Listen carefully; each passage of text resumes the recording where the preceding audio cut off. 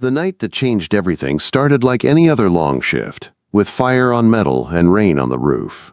I was alone in my shop at 3 in the morning. The big bay doors were shut, the lights were humming, and the air smelled like hot steel and old storms. Rain beat on the metal roof in one steady sheet. Somewhere in the dark, a piece of cooling metal ticked as it shrank. I ran my thumb along the weld I had just finished on the fender of a '67 Mustang. The bead was smooth and straight, a clean line holding two tired pieces together. Most people saw that car and saw rust. I saw history. I saw where time and bad roads had hit too hard. I saw something that could be brought back and maybe even made stronger than the day it left the factory. That was the thing about broken things. If you respected the damage, you could fix it. Headlights flashed through the rain outside, cutting across the front windows. They flickered once, then dipped to the shoulder of the highway. A boxy delivery van rolled to a stop, hazard lights blinking weakly in the dark. By the time I told myself to ignore it, my body was already moving. I grabbed my canvas jacket and the keys to my tow truck and stepped out into the storm. The rain came down sideways, sharp and cold against my face. I backed the tow truck in front of the van and climbed out, boots sinking into wet gravel. The van was one of those old Metro-style rigs, but someone had loved it.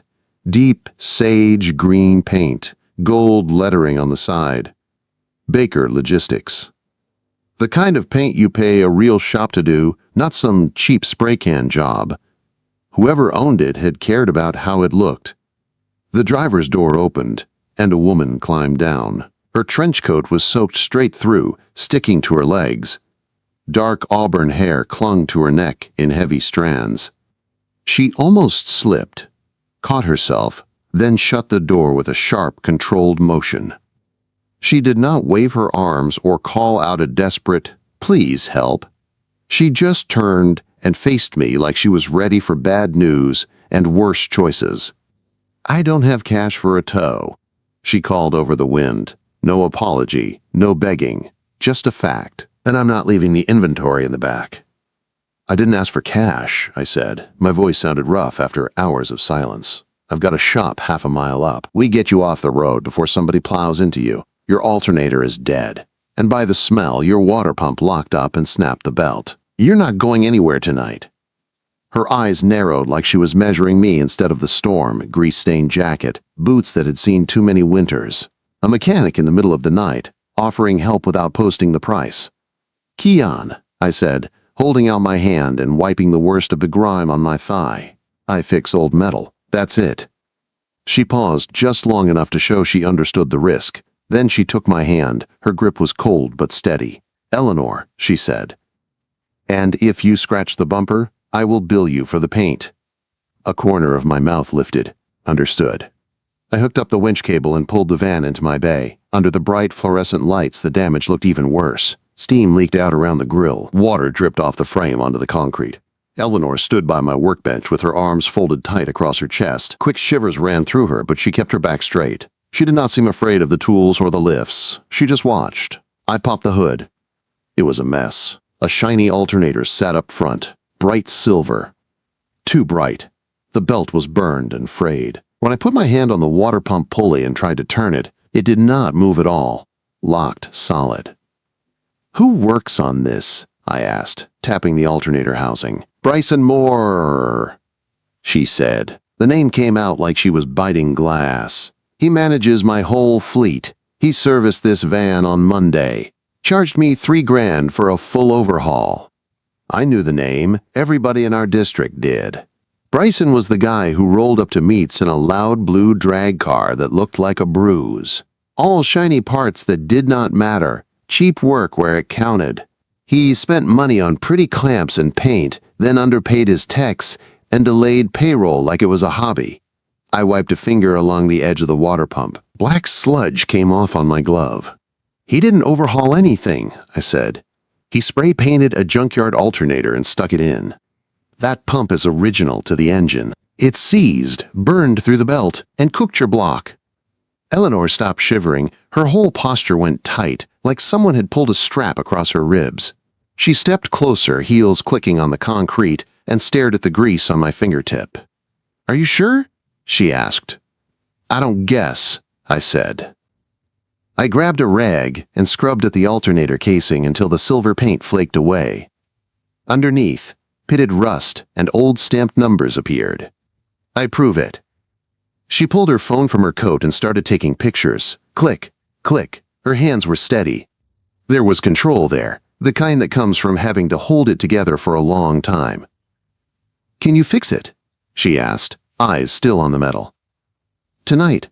No, I said. I need parts. But I can get it running better than he did by Tuesday. Quote. She let out one long breath and pushed a wet strand of hair behind her ear, like that small, neat motion could hold everything else in place. Tuesday, she repeated. I have a wedding contract on Saturday. This van has to run. I'll have it done, I said. It was a promise I should have weighed. But seeing her there, soaked and exhausted and still standing straight, flipped a switch in me. My hands wanted to move. My brain wanted to solve the problem. I can't pay you until that contract clears, she said, her chin lifted. Not defiant, just determined. I don't take charity. I'll sign a note. With interest. Pride, sharp and clean, fear right behind it. Bryson can make your life hard if you call him out, I said. He holds my service agreement, she answered. If I use a mechanic who isn't on his list, he can say I broke the contract and call a lien on the fleet. 40,000 due at once. He's been waiting for an excuse. There it was, the real trap, paper and fine print. Pay for the parts up front, I said. Labor when you get paid.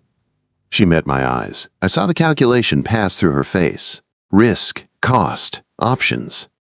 She nodded. Deal, she said. By the time I locked up the bay for the night, Eleanor was wrapped in an old wool blanket I kept for late jobs. She sat on a stool near the workbench, laptop open, tapping through spreadsheets. She had found the one clear corner of my cluttered space and turned it into an office like she had done it 100 times before. I can't lose that contract, she said, still looking at the screen. If I lose it, I lose the fleet. I'm not letting the van fail, I said. Her fingers paused over the keys. She looked up for a second, eyes meeting mine, then went back to work. It wasn't a soft look. It wasn't gratitude. It was acceptance, with the careful edge of someone who had learned that help always came with strings. I ordered parts before dawn. A real alternator, new water pump, belt, tensioner, hoses, clamps. I printed every receipt on my shop letterhead and stapled them into a folder. Evidence. Protection. Habit. On Tuesday afternoon, Eleanor came back. This time she wore a cream-knit cardigan over a simple dress, her hair dry and pulled over one shoulder. She set a cashier's check for the parts and a folded promise note on my workbench with a neat motion. You document everything, she said, looking at the folder. I learned to, I said. Some people make a living off gaps. So does Bryson, she muttered. I got to work under the harsh lights, swapping the water pump, routing the new belt. While I worked, she sat at my oil-stained desk with a stack of papers. At one point she stood, picked up a flashlight, and held it perfectly aimed without my asking. You've done this before, I said. I've watched people do it, she said, mostly while they told me it would cost more because I didn't understand. You understand enough, I said. She gave me a small, quick curve of her mouth. Not a big smile, just a crack in the wall. When I turned the key that night, the van fired on the first try. The engine settled into a steady idle, smooth and strong. The white steam from the first run faded into nothing. Eleanor stood in the bay doorway, watching the tailpipe, shoulders finally dropping a fraction. Saturday, she said, like she was testing the word. It'll make Saturday, I said. She stepped forward and held out her hand again. Thank you, Keon, she said. No flattery, no show. Just a clean sentence from someone who meant it. I shook her hand, and this time, the contact lasted a second longer than it needed to. Not romantic yet. Not exactly.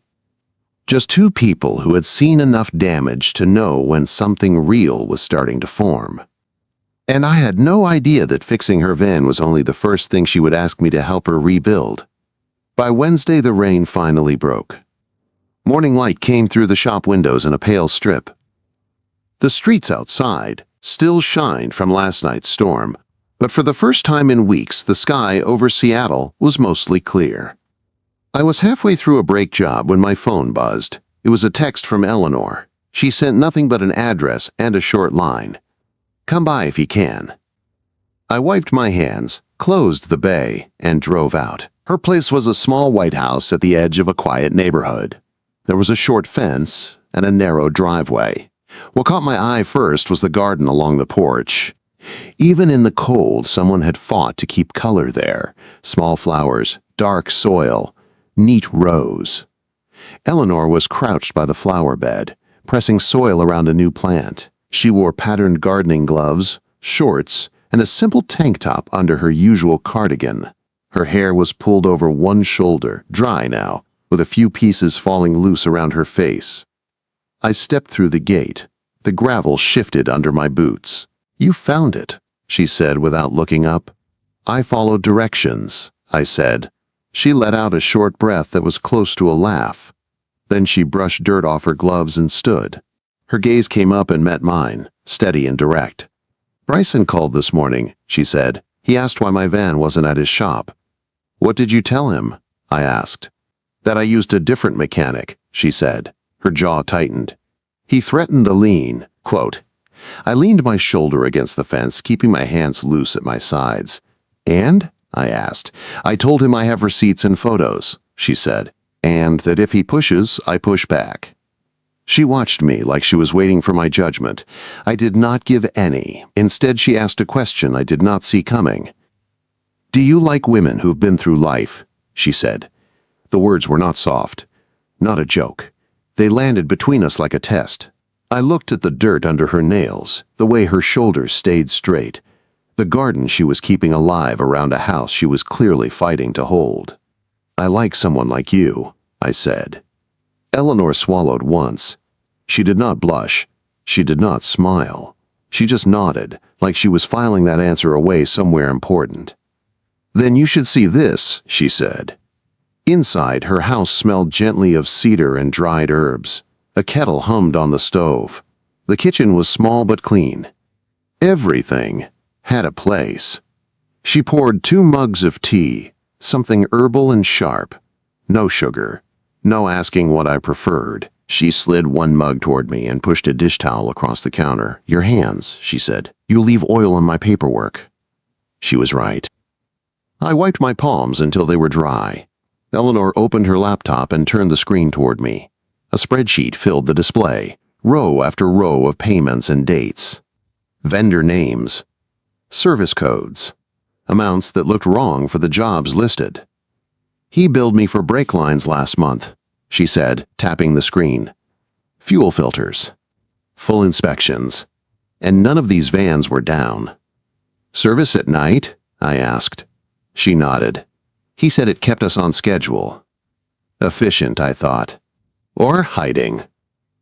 "I need to inspect everything," I said. "If we do that, he calls the lien," she said. "He will say I broke the agreement by using you instead of his shop." "We do not break the agreement," I said. "We prove the agreement is fraudulent."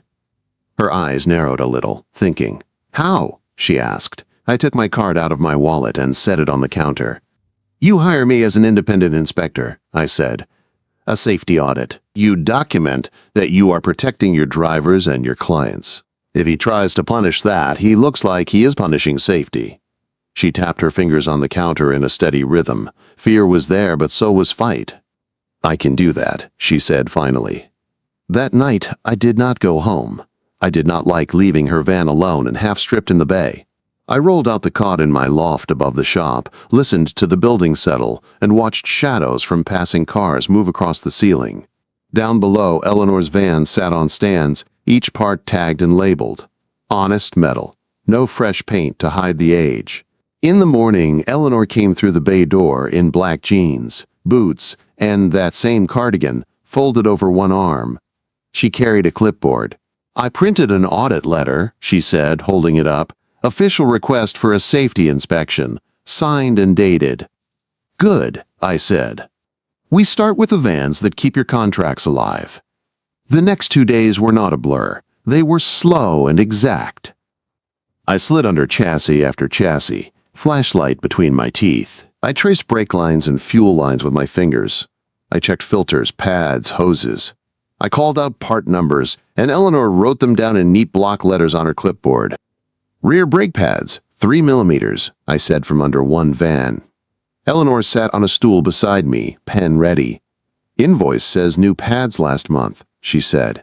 They lied, I said. On the second afternoon, she walked over to the whiteboard where I kept job notes.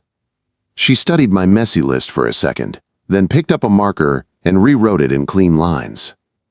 Alternator output, belt tension, coolant pressure test, brake line inspection, fuel filter seal, photos, bag and tag. You missed the VIN photo, she said, pointing to the bottom. I blinked once and then smiled. You've memorized my process, I said. I've spent years being told I don't know what's under the hood.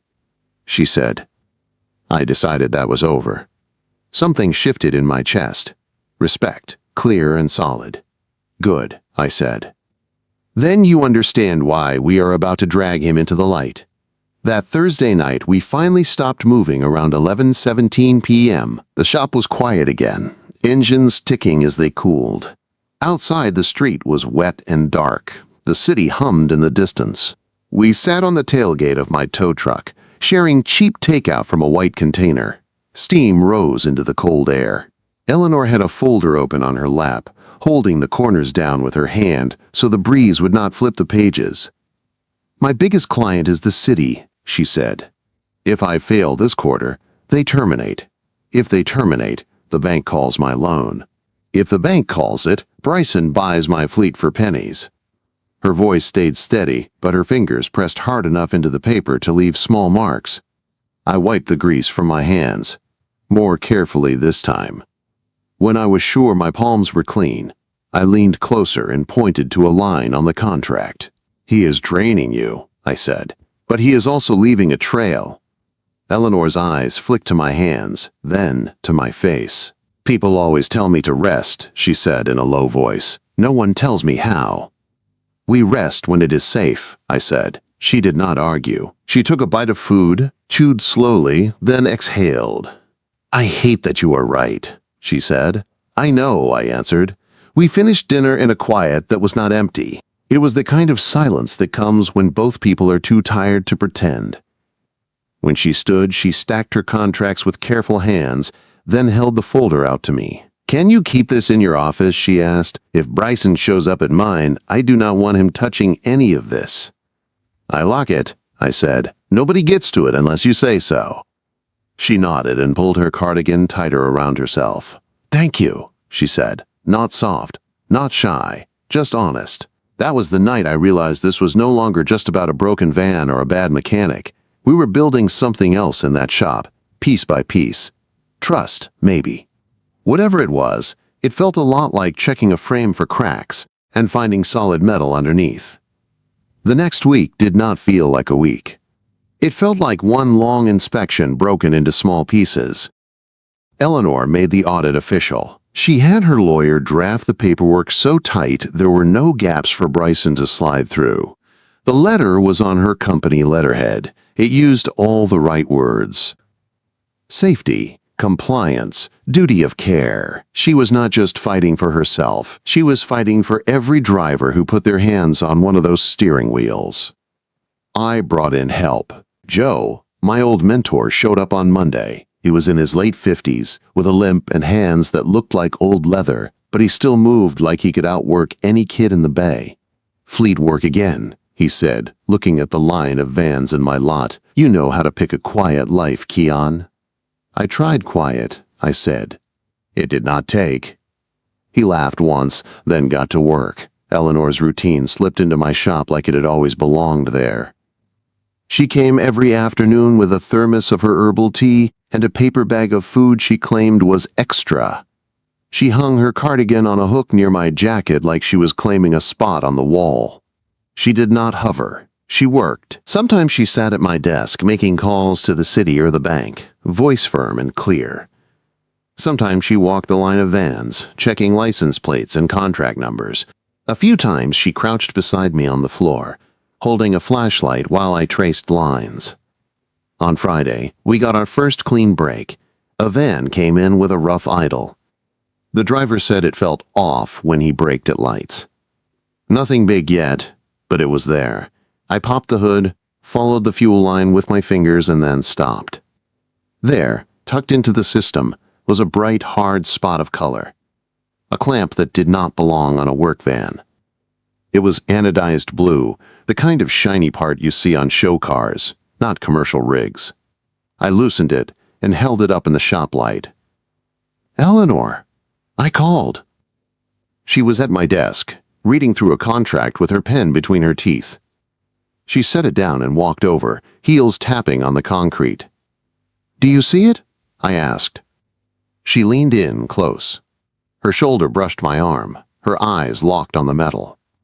"He put racing parts on my vans," she said slowly, "instead of real replacements." "And he billed you for real replacements," I said. Joe leaned over from the next bay and squinted at the clamp. "That piece is custom," he said. "You do not buy that at a parts store. That is from a race shop or a special order." I grabbed a clear evidence bag from the shelf, slid the clamp inside, sealed it, and wrote the date and VIN number on the outside with a thick marker. Then I pulled out my phone and filmed a quick video. The bag, my hand, the van, the part. My voice steady as I read off the details. "Chain of custody," I said. Eleanor's breath hitched once. Her hand went to the edge of the workbench like she needed something solid under her fingers. "What do we do now?" she asked. "Now," I said, "we stop letting him hide behind paperwork. We let the paperwork point at him." That night, Eleanor sat in my office with her laptop on the desk and the bagged clamp beside it. Her shoulders were tight. The screen glowed in the dim light. She drafted an email to the State Bureau of Automotive Repair. She attached photos. She attached copies of invoices, a spreadsheet of mismatched charges, and the video clip of me holding that blue clamp. She did not hit send. Her finger hovered over the mouse. Her jaw was clenched. "If I do this," she said quietly, "he will come after me. He always does when someone gets in his way." I stood beside her chair, close enough that I could feel the heat from her body but not touching her. "If you don't," I said, "he keeps doing this until someone loses brakes on a hill. With a full load.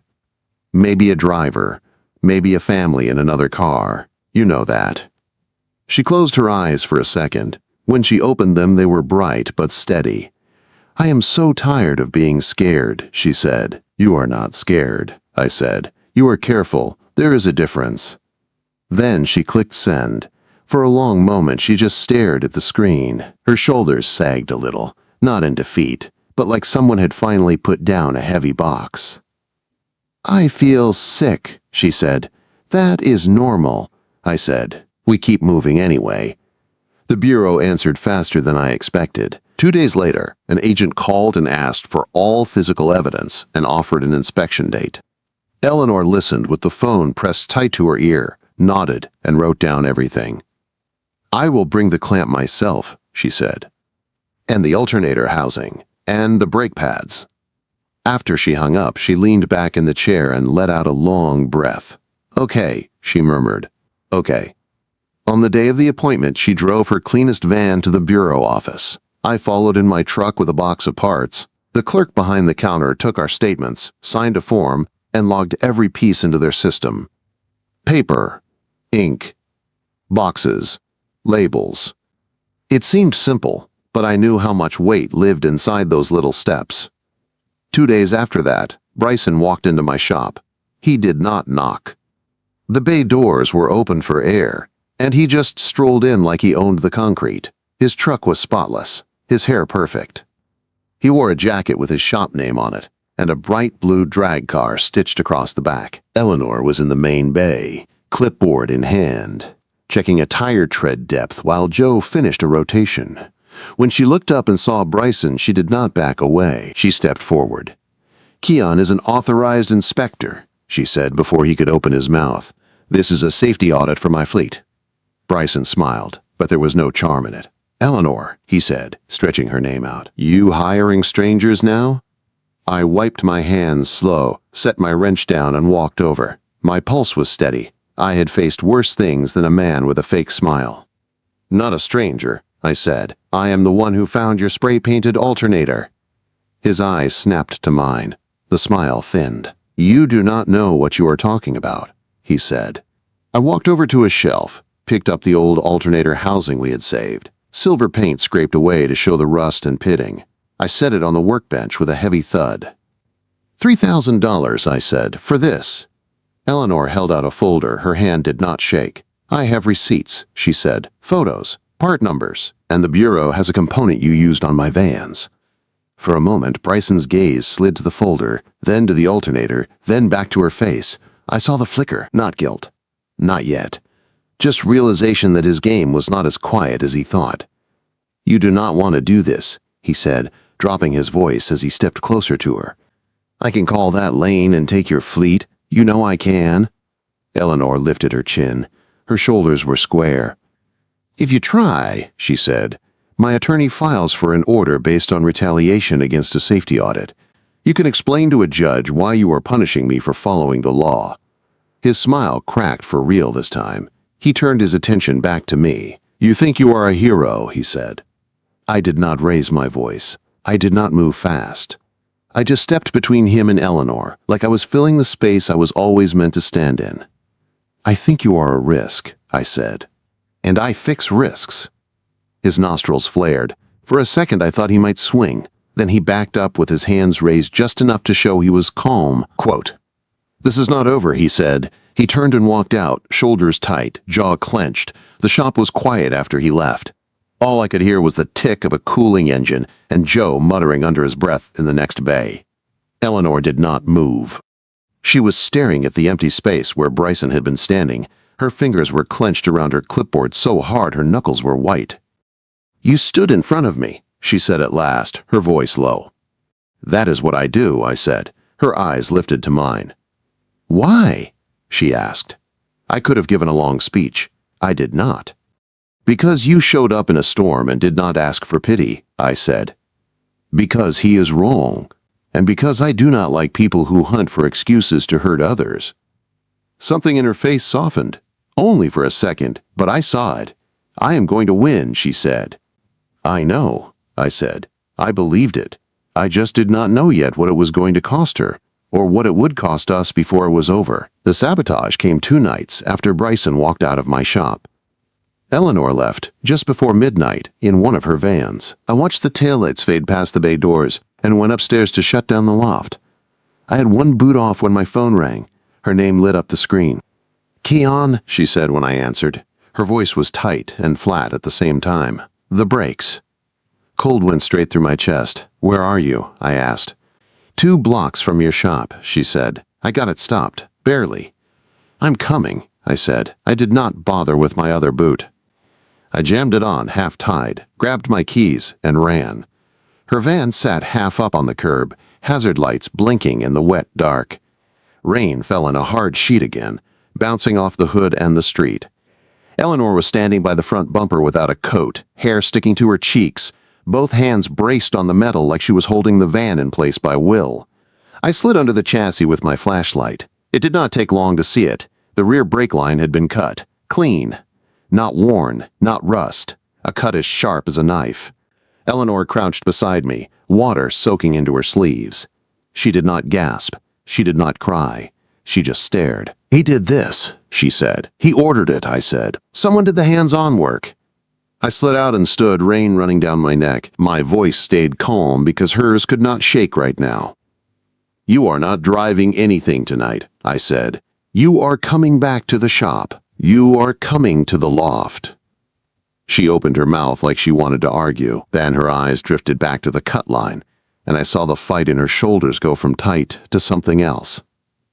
Okay, she said. That one word held more trust than any thank you she had ever given me. Back at the shop, I pulled the van inside, shut the bay doors, and locked them. Then I checked the side door, the windows, and the back gate.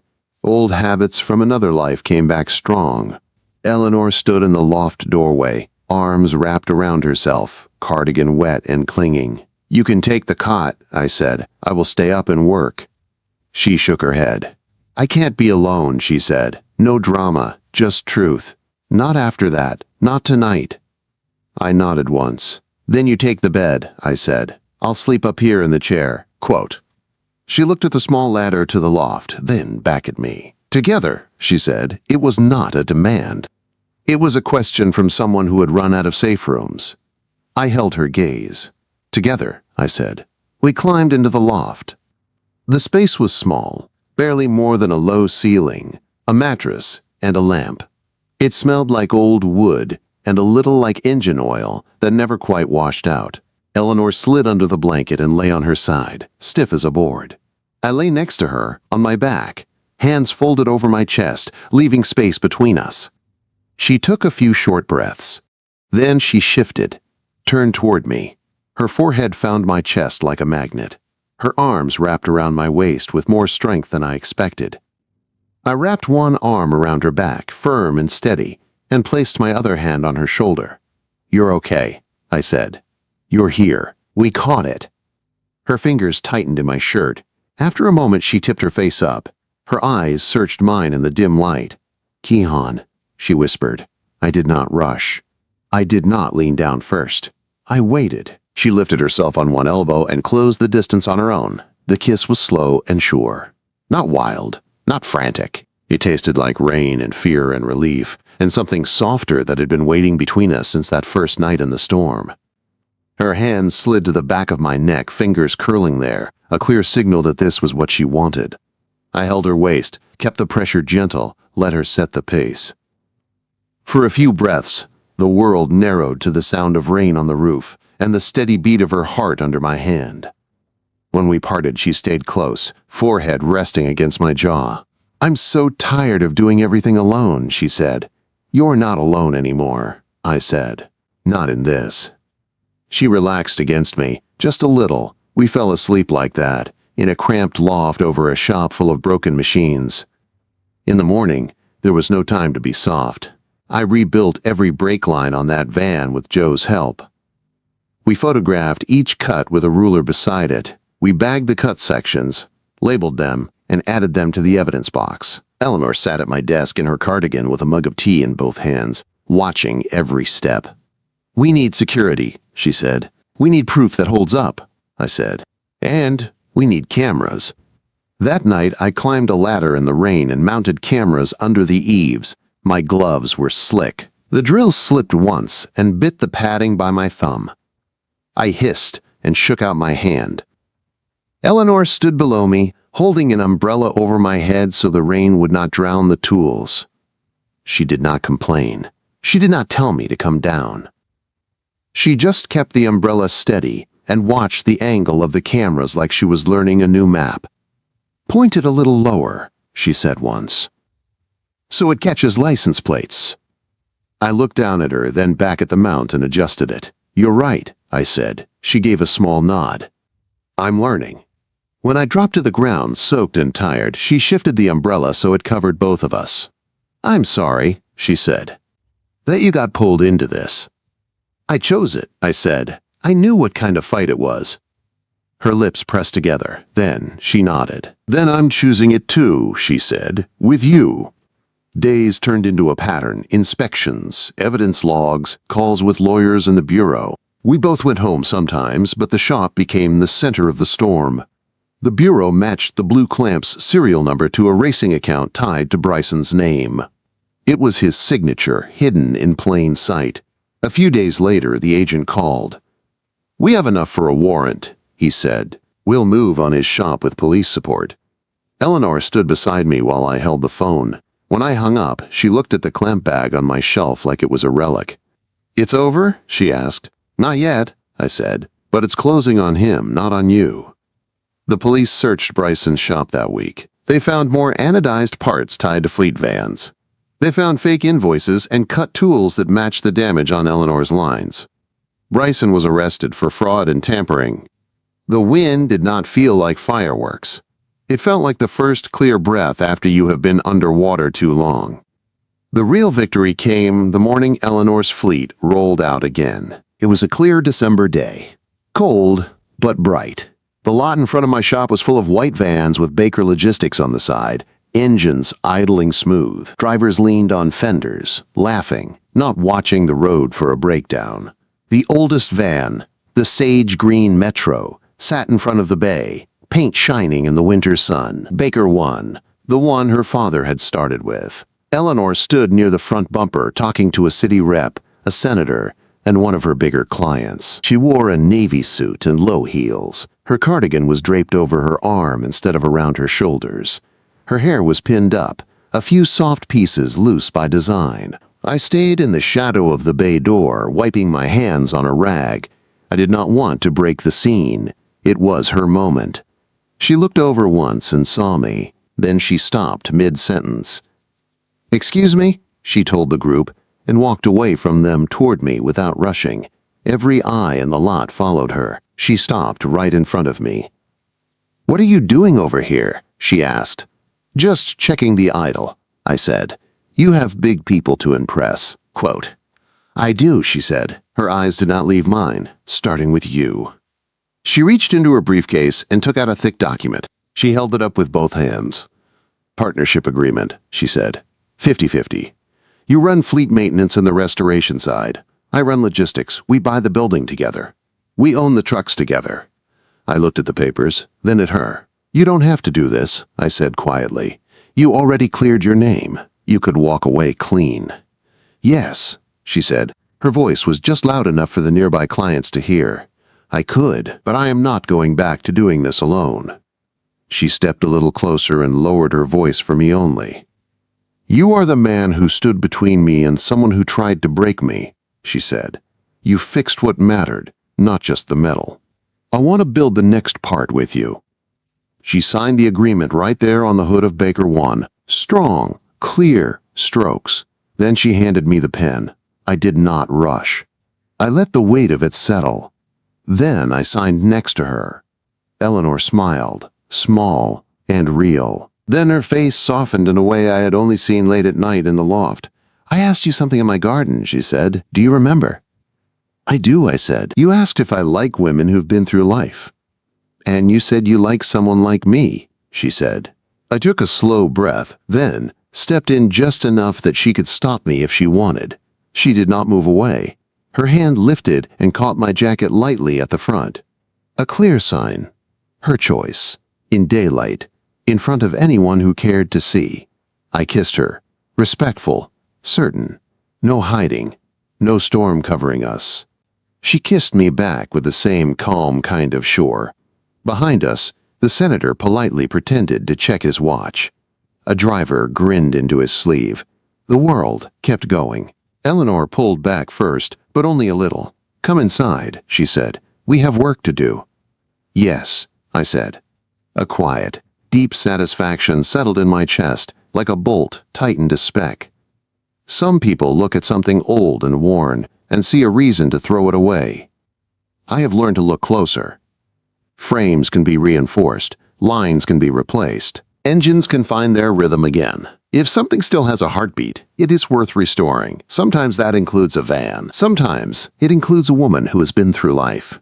And sometimes, if you are lucky, it includes the man who finally learns how to stand beside her.